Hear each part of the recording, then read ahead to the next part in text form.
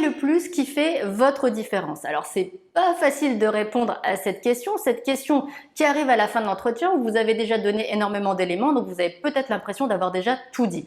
Donc c'est pas évident, et la difficulté en plus, c'est que comme ça arrive à la fin, eh bien c'est un moment où le recruteur va encore plus retenir les éléments que vous allez lui donner. Donc il faut bien la travailler, il faut être pertinent dans cette question, et très clairement, moi je vais vous aider à ça puisque je vais vous donner 4 types d'arguments que vous pouvez utiliser pour répondre à cette question du plus qui fait la différence. Et à chaque fois, je vais vous donner un exemple, et en plus, ça va être un exemple qui va être inspiré de faits réels, comme on dit à la télé dans les films, parce que ça va faire écho à des personnes que j'ai accompagnées en coaching. Alors, premier type d'argument que vous pouvez utiliser pour répondre à la question du plus qui fait votre différence, c'est votre personnalité. Votre personnalité, forcément, il n'y a que vous qui l'avez. Donc là, clairement, c'est un élément différenciant par rapport aux autres candidats. Donc, il va falloir prendre un élément qui soit positif et qui soit intéressant, bien évidemment, pour le poste que vous visez. Donc, ça me rappelle une personne que j'ai accompagnée en coaching et qui avait travaillé pendant 27 ans dans la même entreprise. Cette personne, elle se positionnait sur une offre qui était en CDI. CDI, ça veut dire que le recruteur cherche quelqu'un qui veut s'engager sur la durée. Donc là, quel était son argument différenciant, son plus qui faisait cette différence? Eh bien, c'était sa loyauté. Donc, qu'est-ce qu'elle pouvait dire, cette personne? Elle pouvait dire, le plus qui fait ma différence, c'est ma loyauté envers mon entreprise.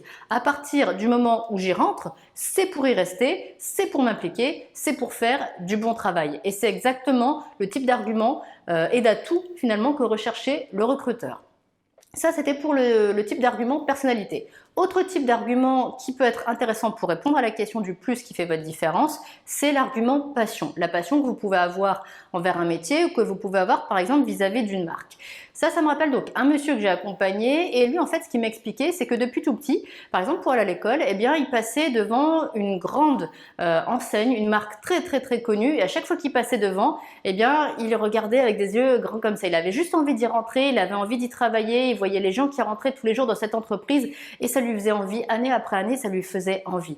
Donc là, clairement, cet argument, il y a fort à parier qu'il n'y a aucun autre candidat qui l'avait. Donc, il avait tout intérêt à s'appuyer sur cet argument pour la question du plus qui faisait sa différence parce que ça faisait vraiment sa différence par rapport aux autres candidats. Donc, ce qu'il pouvait dire, c'est le plus qui fait ma différence, c'est que travailler chez telle entreprise, eh bien c'est un rêve de gosse. Ça fait 15 ans que je passe tous les matins devant l'entreprise, 15 ans que j'ai envie d'y rentrer et que j'ai envie d'y rester. Car pour moi, telle marque c'est, et puis là, eh bien, il fallait qu'il développe ce que ça lui inspirait. Donc oui, cet argument, il y a vraiment des chances pour qu'aucun autre candidat n'ait cet argument à développer, donc c'était le plus qui faisait sa différence.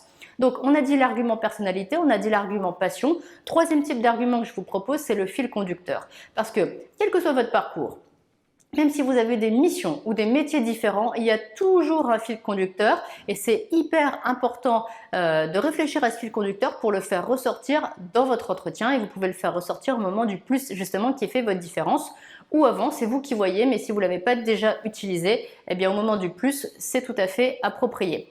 Donc là, ça me rappelle une jeune fille qui avait déjà exercé plusieurs missions. Elle avait été vendeuse, elle avait été babysitter, elle avait été téléconseillère, donc 3 métiers différents. Et elle voulait se positionner sur le métier d'aide à domicile. Encore un 4e métier. Donc forcément, on peut se dire, mais tout ça, ça n'a rien à voir. Et c'est exactement ce qu'elle se disait. Elle se disait, mais j'arriverai jamais à convaincre le recruteur. Et pourtant, il y avait un fil conducteur dans toutes ces missions, c'était le contact avec le public. Elle a toujours été vers le public. Donc cette notion-là, il fallait absolument qu'elle la fasse ressortir dans le plus qui fait cette différence parce que c'était sa force et son élément différenciant. Donc ce qu'elle pouvait dire, c'est le plus qui fait ma différence, c'est que quelles que soient les missions que j'ai effectuées, j'ai toujours été vers le public. J'ai toujours apporté un service au public. Dans chaque mission, j'ai aidé, j'ai accompagné pour la satisfaction du public. Et là, clairement, tout simplement, elle montrait que ça faisait partie d'elle et quels que soient les métiers qu'elle a fait, elle a toujours été à la recherche de ça et elle a toujours développé ça. Donc oui, c'était le plus qui faisait sa différence.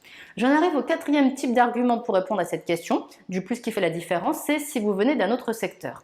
Alors dit comme ça, je suis d'accord, ça peut paraître un frein pour le poste que vous convoitez si vous venez d'un autre secteur et que vous n'avez jamais fait le métier visé.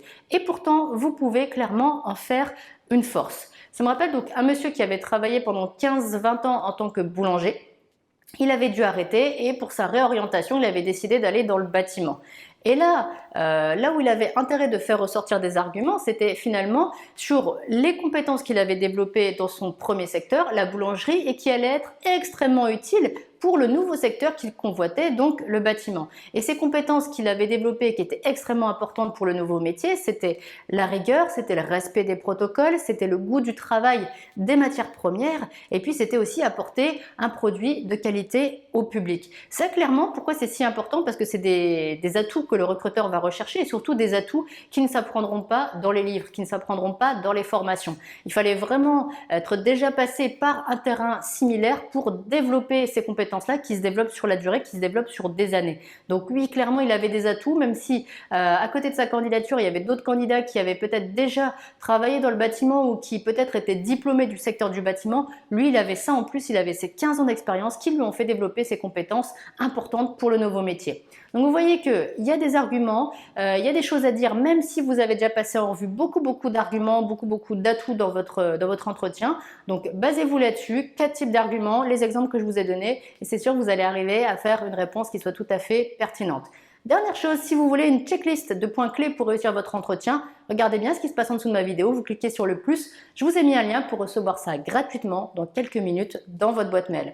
Et maintenant, je vous dis bon courage et à bientôt dans une prochaine vidéo.